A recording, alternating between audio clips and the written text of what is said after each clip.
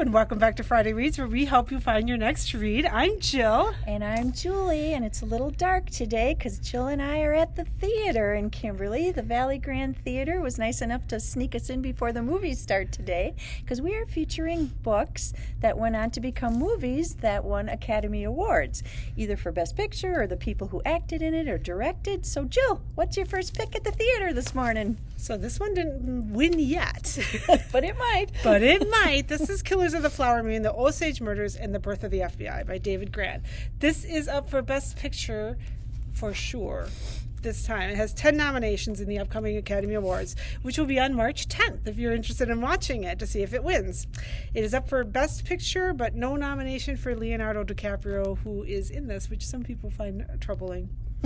In the 1920s, the richest people per capita in the world were members of the Osage Nation of Oklahoma. After oil was discovered beneath their land, the Osage rode in chauffeured automobiles, built mansions, and sent their children to study in Europe. Then, one by one, the Osage began to get killed off. The family of an Osage woman, Molly Burkhart, became a prime target. One of her relatives was shot. Another was poisoned. And this was just the beginning. As more and more Osage were dying under mysterious circumstances, and many of those who dared to investigate the killings themselves were murdered. As the death toll rose, the newly created FBI took up the case, and the young director, J. Edgar Hoover, turned to former Texas Ranger Tom White to try to unveil the mystery. White put together an undercover team, including a Native American agent who infiltrated the region, and together with the Osage began to expose one of the most chilling conspiracies in American history. This was published in 2017, and the movie came out last year.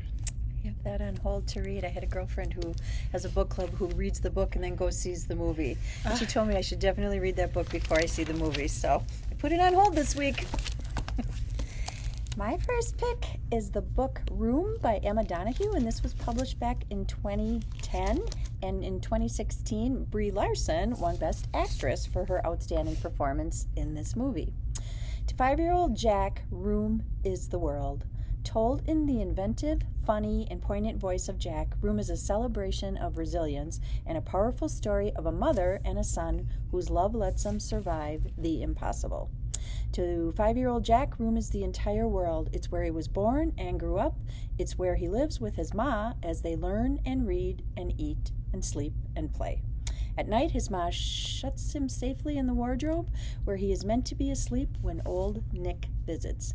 Room is home to Jack, but to Ma, it is the prison where old Nick has held her captive for 7 years. Through determination, ingenuity, and fierce motherly love, Ma has created a life for Jack, but she knows it's not enough. Not for her or for him. She devises a bold escape plan, one that relies on her young son's bravery and a lot of luck. But what she does not realize is just how unprepared she is for the plan if it actually works. So, I read the book, saw the movie, liked them both for this one. So check out Room by Emma Donoghue and Brie Larson's Academy Award-winning performance. Very, very good. Both the movie. Mm-hmm. So my next one is 12 Years a Slave. I don't know if you can see the title on that. It's by Solomon Northrop. This was published in 1853. The film based on this 1853 book won Best Picture at the 2014 Academy Awards. It was nominated for Oscars in 8 other categories and ended the night with 3 Academy Awards, including Best Picture, Lupita Nyong'o for Best Actress in a Supporting Role, and Best Costume Design. So 12 Years a Slave. 12 Years a Slave, subtitled Narrative of Solomon Northrop, citizen of New York, kidnapped in Washington City in 1841 and rescued in 1853 from a cotton plantation near the Red River in Louisiana, is a memoir of Solomon Northrop as told to and edited by David Wilson. It is a slave narrative of a black man who was born free in New York State but kidnapped in Washington, D.C., sold into slavery, and kept in bondage for 12 years in Louisiana. He provided details of slave markets in Washington, D.C. and New Orleans, as well as describing at length cotton and sugar cultivation on major plantations in Louisiana. So 12 Years a Slave. Saw the movie, didn't read that book though. I'm sticking with Best Actresses for a while. My next pick is still Alice. It's got Julianne Moore on the cover, and she won Best Actress for this movie in 2015. Still Alice is by Lisa Genova, and it was published back in 2007. It's a compelling debut novel, actually, about a 50-year-old woman's sudden descent into early-onset Alzheimer's disease. And Lisa Genova holds a PhD in neuroscience from Harvard University, which I didn't know until I looked into this book. In the book, Alice Howland, happily married with 3 grown children and a house on the Cape, is a celebrated Harvard professor at the height of her career when she notices a forgetfulness creeping into her life. As confusion starts to cloud her thinking and her memory begins to fail, she receives a devastating diagnosis, early onset Alzheimer's disease. Fiercely independent, Alice struggles to maintain her lifestyle and live in the moment, even as her sense of self is being stripped away. It turns heartbreaking, inspiring, and terrifying. Still, Alice captures in remarkable detail what it's like to literally begin to lose your mind. Read the book, saw the movie. 2 thumbs up for both of those, too. So, Still Alice by Lisa Genova. So my next one is kind of strange. I don't know if you can see this one either. Oh, here. If I hold it like this, you can. A little bit back. This is The Shape of Water by Guillermo del Toro and Daniel Krauss.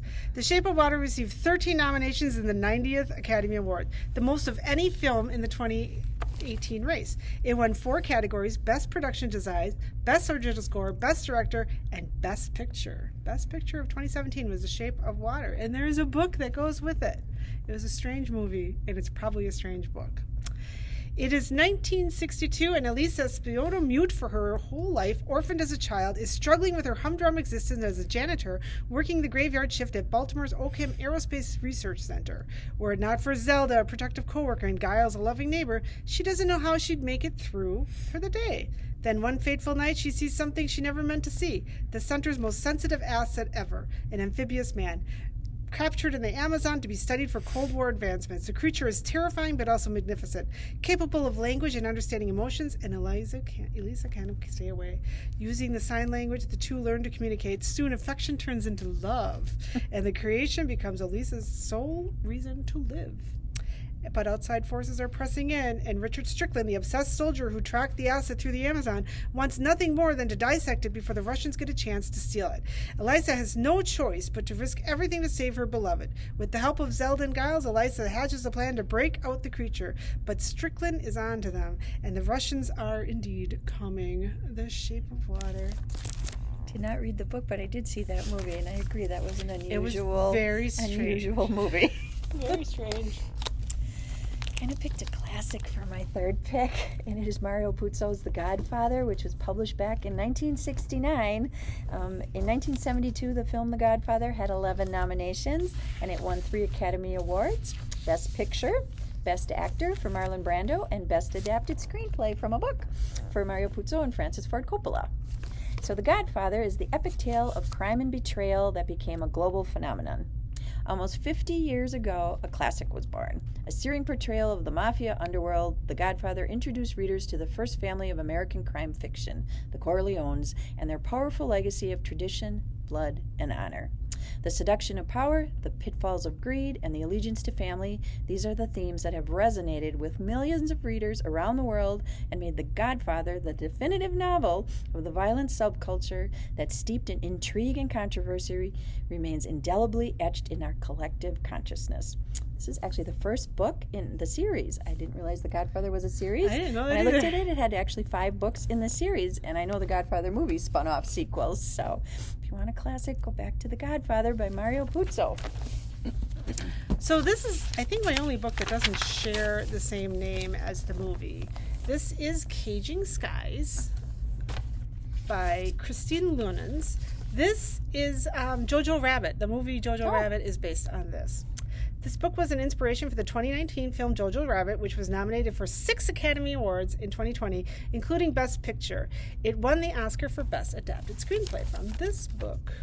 A gripping atmospheric novel about obsession and love. The extraordinary novel has seen through the eyes of Johannes, an avid member of the Hitler Youth in the 1940s. He discovers his parents are hiding a Jewish girl named Elsa behind a false wall in their large house in Vienna. His initial horror turns to interest, then love and obsession. After the disappearance of his parents, Johannes finds he's the only one who is aware of Elsa's existence in the house, and the only one responsible for her survival. Both manipulating and manipulated, Johannes dreads the end of the war. With it will come prospect of losing Elsa and their relationship, which ranges through passion and obsession, dependence and indifference, and love and hate. This gripping, masterful work examines truth and lies at both political and personal levels, laying bare the darkest corners of the human soul. This was first published in 2004, and the movie won in 2020. My next pick, the cover might be a little hard to see. I'll hold it back a little further, and it's Terms of Endearment, which I didn't realize was a book by Larry McMurtry, and this was published back in 1975. It's an Oscar-winning story of a memorable mother and her feisty daughter who find the courage and humor to live through life's hazards and love each other as never before. The Pulitzer Prize-winning author of Lonesome Dove is Larry McMurtry, and he created two characters who won the hearts of readers and moviegoers everywhere, Aurora Greenway and her daughter Emma. This is actually the third book in a series. In the Houston series, the series begins with Moving On, All My Friends Are Going to Be Strangers, and then 3 more books after this book.